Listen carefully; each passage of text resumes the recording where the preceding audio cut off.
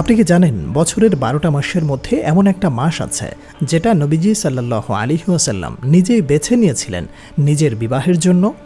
এই মাসে বিয়ে করা শুধু বরকত নয় বরং সুন্নাত। এই মাসটি কি? কেন এই মাসেই বিয়ে করেছিলেন নবী করিম সাল্লাল্লাহু আলাইহি ওয়াসাল্লাম? দর্শক, চলুন জেনে নেই সেই রহস্যময় মাসের কথা। শাওয়াল মাস রমজানের ঠিক পরেই আসে। ঈদুল ফিতরের আনন্দের মধ্য দিয়ে যে মাসটি শুরু হয় সেটা অনেকেই শুধু ভোজন ও ভ্রমণের জন্য মনে রাখে, কিন্তু খুব কম মানুষই জানে এই মাসে বিয়ে করা সুন্নাত।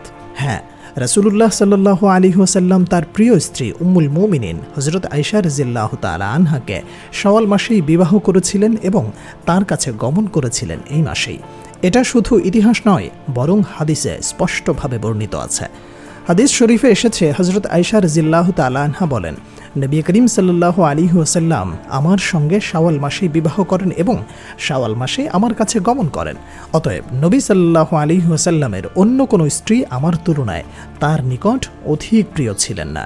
সহিহ মুসলিম হাদিস নম্বর 1423। তাহলে বুঝতেই পারছেন, এই মাসে বিয়ে করা শুধু বৈধ নয় বরং সুন্নাতের অংশ, একটি মোবারক কাজ। আমাদের সমাজে একটা প্রচলিত ধারণা আছে শাওয়াল মাসে নাকি বিয়ে করা অশুভ। অনেকেই বলে ঈদের পরেই বিয়ে করলে নাকি সংসারে অশান্তি হয়। এটা কি ইসলামে আছে? প্রিয় দর্শক, না, ইসলাম এসব কুসংস্কার একদম বিশ্বাস করে না। বরং রাসূলুল্লাহ সাল্লাল্লাহু আলাইহি ওয়াসাল্লাম নিজের কাজ দিয়ে এই ভ্রান্ত ধারণা ভেঙে দিয়েছেন। শাওয়াল মাস মানেই শুধু ঈদের খুশি নয়, এটা এক বরকতময় কাজ।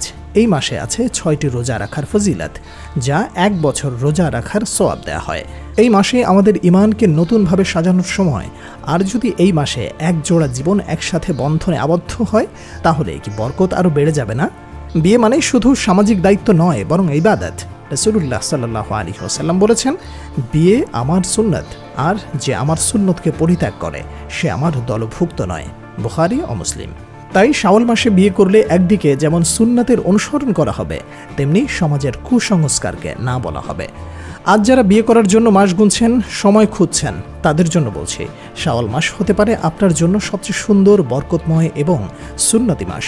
এখনো সময় আছে, জীবনকে সাজান রাসূলুল্লাহ সাল্লাল্লাহু আলাইহি ওয়াসাল্লামের দেখানো পথে। সুন্নাতের আলোয় সাজুক আপনার জীবন। দর্শক, এবার আপনি বলুন, কি সিদ্ধান্ত নিলেন?